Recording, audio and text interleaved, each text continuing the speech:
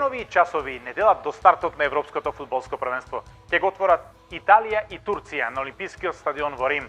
И внимавајте, ки има гледачи на трибините. Не само во Италија, туку на сите 11 стадиони каде што ќе се игра Европското фудбалско првенство.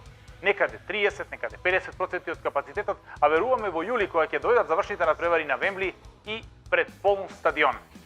А македонските фанови бараат билет повеќе, посебно за Букуреш, за нас поблиската дистанца, каде што македонскиот национален тим ќе игра на Европското првенство, а ќе играме против Австрија и против Украина на 13 и 17 јули на националниот стадион. А оние кои што нема во живо да го следат надпреварот во главниот град на Романија, веројатно ќе го одберат спорт кафето на Евротип заедно со специјалниот билтен на Евротип за Европското првенство и ќе можат да комбинираат од безброј игри за време на Европското првенство. Кој ќе биде финалниот скор? Финалниот домет, кој ќе го постигне првиот гол за нашата репрезентација на големото надпреварување? Имате доволно време да го пронајдете вистинскиот избор. А и добро е што сите наши фудбалери се здрави и мотивирани. Ниту еден не е ковид позитивен. Последниот Барди излезе од карантин и со 2 негативни теста отпатува заедно со групата за Романија. Веќе неколку тренинзи нашите фудбалери одработија на стадионот на Стеуа, нивниот нов дом, во следната една недела.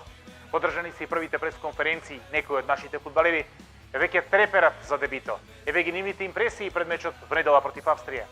Сакам овој можност да го искористам, да кажам фала на сите, на селекторот, на играчите, на цела федерација, што ми беше стварно многу блиску. Беше едно време многу тешко за мене, затоа што мислав дека ќе го изгубам едно европско првенство како што е ова. И добро, значи помине тоа, поминат тие 10 денови што ги имав у карантин. Сега се чувствувам многу добро, немам никаков проблем. Тренирав у соба, у тоа време што бев сам, значи изолиран. Тренирав внатре, исто така и истрчав со овие тренерите што се за физичко препарадор. И добро, сега за овој момент мислам дека сум спремен и физички и психички, значи као сите други ден, но едва и чекаме да почне ова утакмица, првата утакмица против Австрија.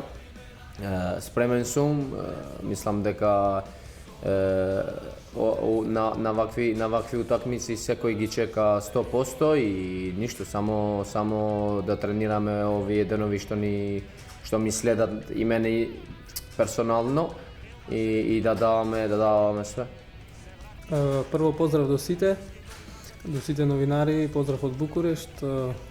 Вака, моје мислење е дека овие надпревари последните 2 што ги изигравме е една добра увертира за Европското првенство. Мислам дека одигравме добри надпревари. Знаеме дека се пријателски, но посебно последниот надпревар против Казахстан, каде што победивме со 4-0, мислам дека ќе ни помогне за нашата самодоверба, за тоа како ќе одиграме на првите надпревари на Европското и мислам дека одработивме многу добар дел во овие 2 недели што сме заедно. А пред да типувате во спортските облужувалници на Евротип, проверете го секој детал. Реков дека многу репрезентации имаат проблеми со ковид позитивните. Бускетс и Љоренте од шпанската репрезентација и Кулушевски од шведската нема да играат на првиот надпревар бидејќи им следи карантин и пропуштање најмалку на првото коло од групната фаза. А обезбедете информација и кој ќе суди на надпреварите. Можете да типувате и колку жолти и црвени картони ќе има на надпреварите. Па затоа осигурајте се кој ја дели правдата. Знаете ли дека еден аргентинец ќе суди на Европското фудбалско првенство прв пат во историјата?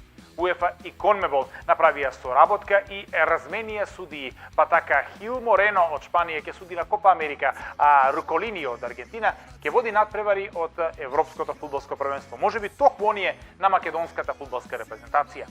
А ако веќе планирате како ќе го минете остатокот на месец јуни, знајте дека ако ја поминеме групата, тогаш се уште не знаеме каде ќе играме. Ако бидеме првопласирани, тогаш правец Будимпешта.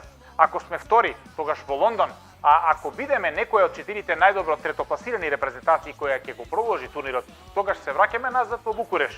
Најлошата варијанта е да не продолжиме и да се вратиме назад во Скопје и да го гледаме европското првенство од една друга перспектива. Но тоа е помислата која што ни е најмалку на ум. Она што во овој момент е фокус, тоа е мечот против Австрија. Австриците ни се должници од последното европско првенство. Ако им верувате на традиционалните бројки, тогаш веројатно ќе се обложите против нашата репрезентација. Зошто? Затоа што во 2019 загубивме со 1-4 во Скопје, а во 2020 со 2-1 во Виена. Но од тогаш македонската репрезентација се издигна. Имаме дополнителна самодоверба по победата во Дуисбург против Германија, а и сите сме здрави, за разлика од австриците кои што се со дилемата Арнаутовиќ, дали ќе игра нивниот најдобар напагач во недела од 18 часот или не. Дознајте, следејќи го блогот на Евротип секојдневно, а и билтенот во кој што покрај вообичаените квоти ќе пронајдете и информации поврзани со 24 репрезентации учесници на Европското првенство.